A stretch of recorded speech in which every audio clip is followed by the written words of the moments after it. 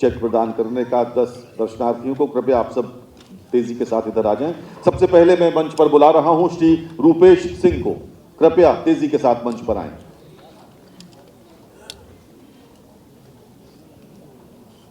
माननीय मुख्यमंत्री महोदय के कर कमलों से कैलाश मानसरोवर की यात्रा कर चुके यात्री श्री रूपेश सिंह इस समय मुख्यमंत्री महोदय के समक्ष हैं और ये चेक प्राप्त कर रहे हैं। आप सब कैसे खामोश बैठ सकते हैं। श्रीमती मनीषा सिंह, श्रीमती मनीषा सिंह,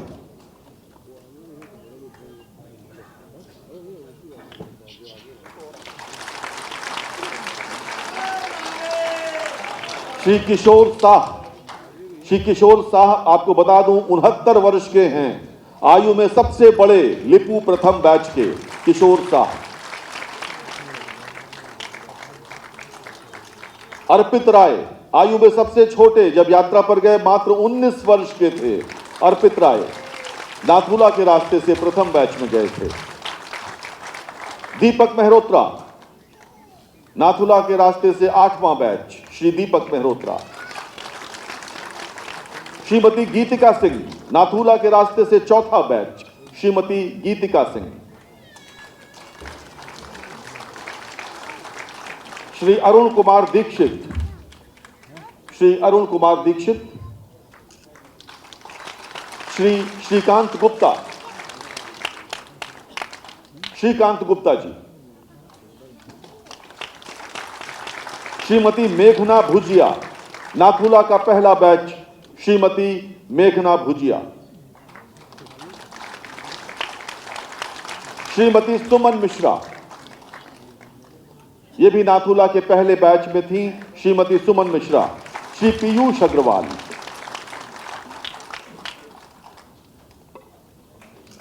बहुत बहुत धन्यवाद माननीय मुख्यमंत्री महोदय।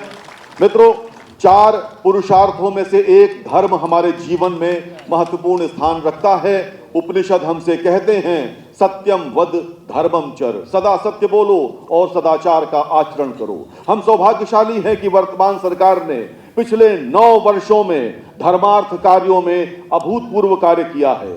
अयोध्या नगरी के विकास से लेकर काशी विश्वनाथ के कॉरिडोर तक, सीतापुर के नैमिषारण्य में वेद विज्ञान केंद्र की स्थापना से लेकर मां विंध्यवासिनी मंदिर के परिक्रमा पथ तक, महोबा में चरखारी में वासुदेव मंदिर परियोजना से लेकर गाजियाबाद में कैलाश मानसरोवर यात्रा भवन तक सरकार द्वारा किए गए अनेक नवाचारी और नवोन्मेषी कार्यों से सनातन धर्मावलंबी आज गदगद हैं, आह्लादित हैं। और ये सब संभव हो सका है शिवावतारी श्री गोरक्षनाथ जी की परंपरा के संवाहक उत्तर प्रदेश के लोकप्रिय मुख्यमंत्री आदरणीय योगी आदित्यनाथ जी के क्रांतिकारी मार्गदर्शन में। देवियों सज्जनों, करतल ध्वनि के साथ स्वागत करें, खड़े होकर स्वागत करें माननीय मुख्यमंत्री महोदय का, जो अपने आशीर्वचन हेतु पधार चुके हैं।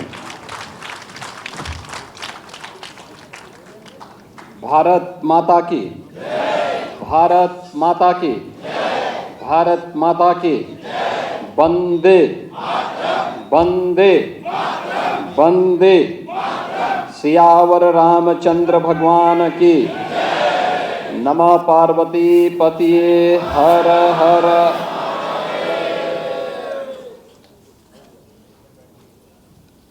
कैलाश मानसरोवर की पावन यात्रा से वापस आए उत्तर प्रदेश के 555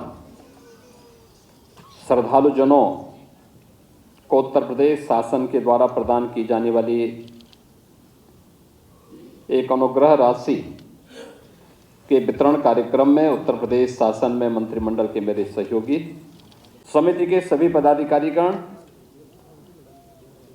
और बड़ी श्रद्धा के साथ भारत के सनातन धर्म की इस पावन यात्रा में सहभागी बने सभी उपस्थित बहनों और भाइयों,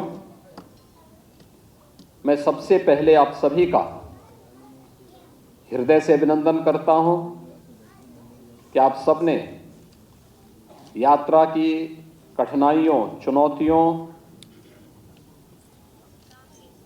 और प्राकृतिक आपदाओं का मुकाबला करते हुए सकुशल इस यात्रा को गत वर्ष पूरा करने के उपरांत आज यह अवसर आया है जब आप सबके साथ इस संवाद बनाने का अवसर हमें प्राप्त हुआ है। मैं इस अवसर पर उत्तर प्रदेश सरकार की ओर से आप सभी का मैं हृदय से अभिनंदन करता हूं, स्वागत करता हूं।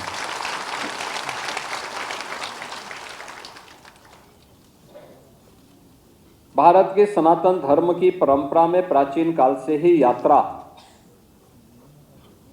समाज को जोड़ने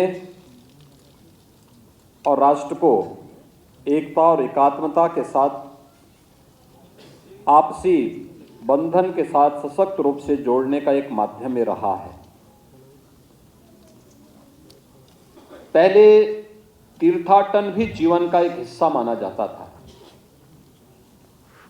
लोग अपने सामान्य दिनचर्या में से कुछ समय निकाल करके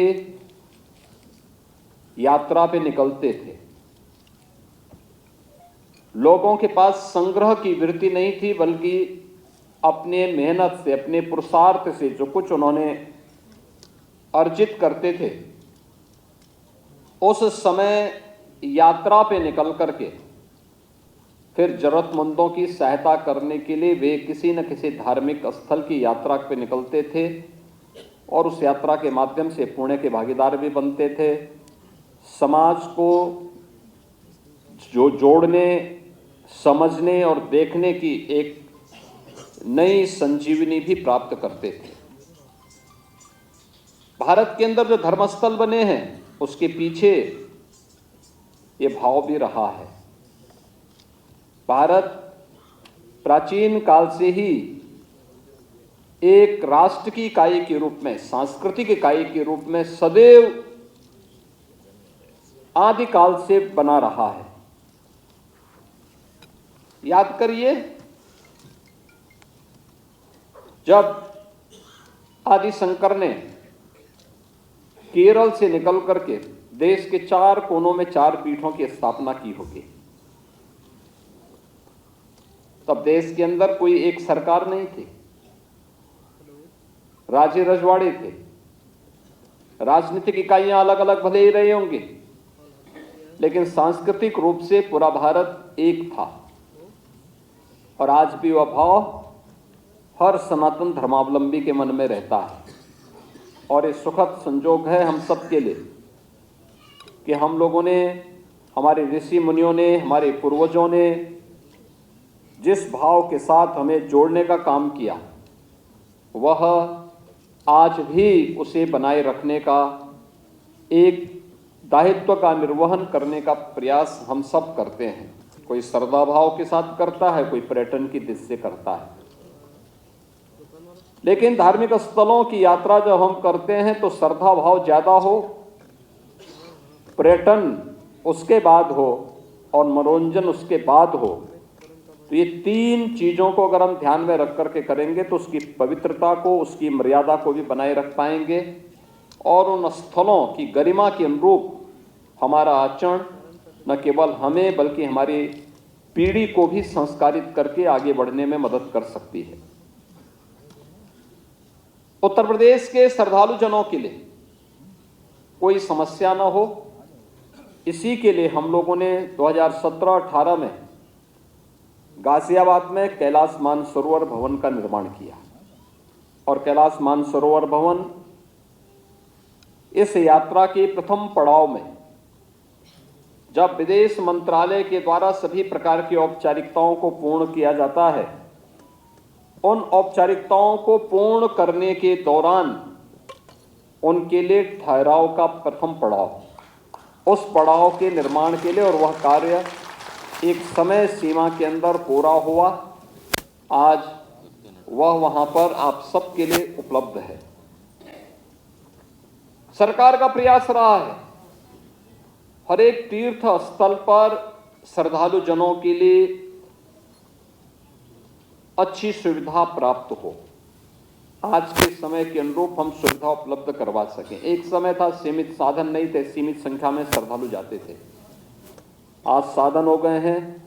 उत्तर प्रदेश में तो आप देखते होंगे कितनी बड़ी संख्या में अगर हम गत वर्ष की बात देखें 2025 में उत्तर प्रदेश के अंदर 164 करोड़ श्रद्धालु उत्तर प्रदेश के अंदर अलग अलग धर्म स्थलों पर अलग अलग क्षेत्रों में आए, जिसमें 66 करोड़ तो अकेले प्रयागराज महाकुंभ में आए।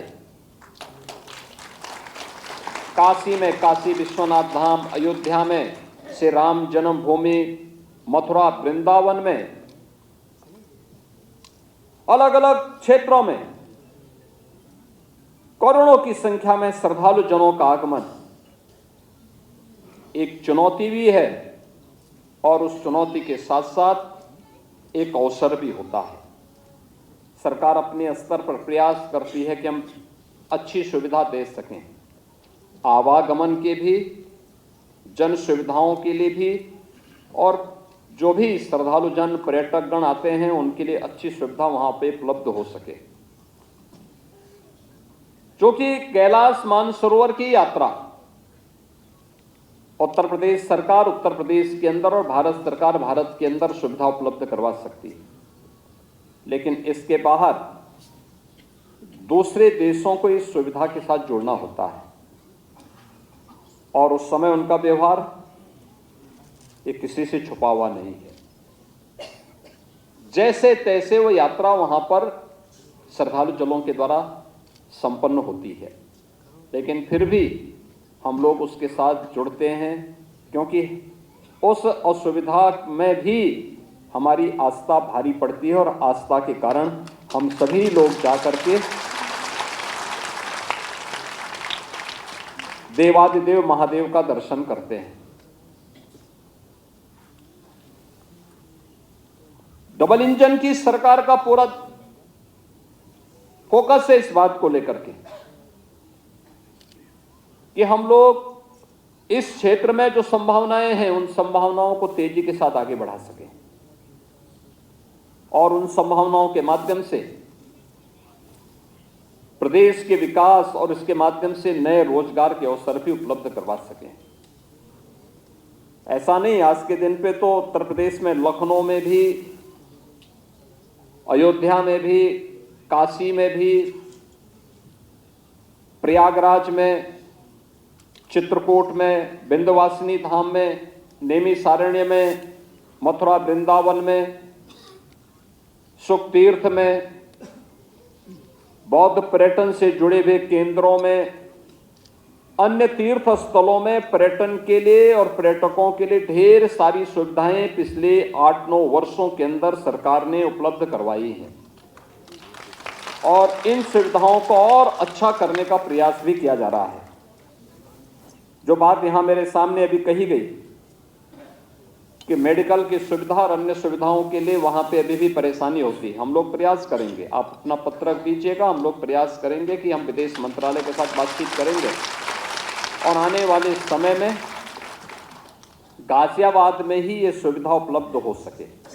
इसके लिए क्या कुछ हो सकता है, क्योंकि विदेश मंत्रालय ने भी बहुत सारी चीजें बहुत सुविधाजनक बनाई हैं। जैसे पासपोर्ट के लिए पहले केवल दिल्ली में ये सुविधा थी, आज लगभग हर जनपद में पासपोर्ट के कार्यालय बहुत अच्छे और शानदार बन गए हैं, बहुत अच्छी सुविधा वहाँ हो गई है, बहुत सारी सुविधाएं ऑनलाइन भी उपलब्ध हो रही हैं। हम लोग ये प्रयास करेंगे कि क्या हो सकता है। अवस्थी जी से मैं कहूँगा कि थोड़ा इसमें लग करके और कैसे कैलाश मानसरोवर भवन के पास ही इस सुविधा को उपलब्ध करवाने में अगर विदेश मंत्रालय सहयोग करता है तो इस सुविधा को कैलाश मानसरोवर, जब कैलाश मानसरोवर की यात्रा होती है तो उस समय कैलाश मानसरोवर के श्रद्धालुओं के लिए, शेष समय अन्य धार्मिक यात्रा में भी उसकी उपलब्धता सुनिश्चित हो। मैंने पर्यटन और संस्कृति विभाग को पहले भी कहा था कि इसका हमें बेहतर उपयोग करना चाहिए, लेकिन उपयोग ही नहीं करना, उसका रखरखाव भी करना है। रखरखाव बेहतर तरीके से हो। अगर कोई चीज बनी है, हमारा दायित्व बनता है कि हम उसको सही देखभाल करें, उसका संरक्षण करने का दायित्व भी हमारा है। यही हमारी कृतज्ञता होती है अपने परंपरा के प्रति, अपने धार्मिक स्थलों के प्रति। कैलाश मानसरोवर की यात्रा में आपको जाने का अवसर प्राप्त हुआ। प्रयास होना चाहिए कि अलग अलग समय में यात्राएं होती हैं। उत्तराखंड में भी 4 धाम हैं, देश के अंदर भी 4 धाम हैं, और उत्तर और दक्षिण को जोड़ने के लिए प्रधानमंत्री मोदी जी ने बहुत सारे प्रयास प्रारंभ किए। काशी तमिल संगमम का कार्यक्रम काशी में पिछले 4-5 वर्षों से लगातार चल रहा है। तमिलनाडु और उत्तर प्रदेश को जोड़ने के 2 माध्यम हैं। उत्तर प्रदेश में बाबा विश्वनाथ का धाम है और तमिलनाडु में रामेश्वरम धाम है। हमारा प्रयास होगा आने वाले समय में उत्तर प्रदेश के श्रद्धालु रामेश्वरम की यात्रा में जाएं। उत्तर प्रदेश के श्रद्धालुओं के लिए रामेश्वरम की यात्रा और सुगम हो सके, रेलवे मंत्रालय के द्वारा उस प्रकार की सुविधाएं उपलब्ध कराई जाती हैं। हम लोग उसके साथ भी बातचीत करके प्रयास करेंगे कि काशी से बाबा विश्वनाथ का दर्शन करके गंगा जल लेकर के और यहाँ से गंगा जल लेकर के अगर रामेश्वरम की यात्रा करने के लिए क्या सुविधा हो सकती है, तो इसको और अच्छे ढंग से रिफाइंड करके इसको आगे बढ़ाने में प्रदेश सरकार को भी इस सुविधा को बढ़ाने में, इस सुविधा को प्रदान करने में मदद मिलेगी। क्योंकि उत्तर से दक्षिण को जोड़ने, एक भारत श्रेष्ठ भारत के निर्माण में इससे और सहायता प्राप्त होगी। मीडिया के माध्यम से प्रचार प्रसार करने का दायित्व यह पर्यटन, संस्कृति और धर्मार्थ कार्य विभाग का होना चाहिए। यात्रा के समय हमारे पास उस प्रकार का ऐप मौजूद है। सोशल मीडिया के माध्यम से, डिजिटल मीडिया के माध्यम से, विजुअल मीडिया और प्रिंट मीडिया के माध्यम से इस प्रकार का प्रचार प्रसार हमें व्यापक रूप से करना चाहिए। अगर हम करेंगे तो विभाग का भी और उस प्रकार के प्रचार प्रसार के माध्यम से, इन धर्मस्थलों के माध्यम से प्रदेश की अर्थव्यवस्था में एक नई पहचान उसे प्राप्त होती है और अर्थव्यवस्था मजबूत होती है। प्रयागराज में महाकुंभ हुआ, 66 करोड़ श्रद्धालु आए और 66 करोड़ श्रद्धालुओं के आने से उत्तर प्रदेश की अर्थव्यवस्था पर क्या प्रभाव पड़ा, आज ये सब दिखाई देता है। इसका प्रभाव है। इस प्रकार के आयोजन अपने आप में देश को जोड़ने के बहुत अच्छे माध्यम बनते हैं। हम लोगों ने देखा, जो लोग उत्तर प्रदेश में पहली बार आए, उस समय उनके बीच में उत्तर प्रदेश के बारे में जो धारणा बनाई गई थी कि उत्तर प्रदेश में सुरक्षा नहीं है, विकास नहीं है, अव्यवस्था है, लोगों का व्यवहार ठीक नहीं है, जब उन्होंने उत्तर प्रदेश में आकर के देखा कि उनके राज्य से अच्छी सड़कें हैं, उन्होंने जब उत्तर प्रदेश में आकर के देखा लोगों का व्यवहार बहुत अच्छा है, उन्होंने जब यहां देखा कि यहां पे बेहतरीन सुविधाएं हैं। हम लोग तो ये भी देखते थे कि महाकुंभ के दौरान 10-10 किलोमीटर लोग पैदल चले और जब उनको लोग, कुछ यूट्यूबर्स उनके बीच में जाकर के उनको भड़काने का काम करते थे तो उनको भगाते थे। वो कहते थे कि भाई पैदल मैं जा रहा हूं, मुझे संगम में स्नान करना है, तुम्हें परेशानी क्या हो रही है। ये भी हम लोगों ने देखा है कि दूर दराज से आने वाला श्रद्धालु इस तरीके से डपट करके उन्हें बाहर करता था और अपनी मस्ती से जाकर के त्रिवेणी में, मां गंगा, मां यमुना और सरस्वती की त्रिवेणी में जाकर के डुबकी लगा करके आनंद से भाव विभोर होकर के फिर महाकुंभ से वापस अपने धाम, अपने गांव के लिए, अपने शहर और अपने जनपद के लिए, अपने राज्य के लिए वापस प्रस्थान करता था। यानी ये भाव जब होता है तो उस भाव में फिर व्यक्ति हर कठिन चुनौती का सामना करते हुए भी मंजिल को प्राप्त कर लेता है। हमें इस मंजिल को प्राप्त करने की दिशा में आगे बढ़ना चाहिए। इन सुविधाओं को आगे बढ़ाने के लिए सरकार पूरी तरह संवेदनशील है, इस सरकार की प्रतिबद्धता का हिस्सा भी है।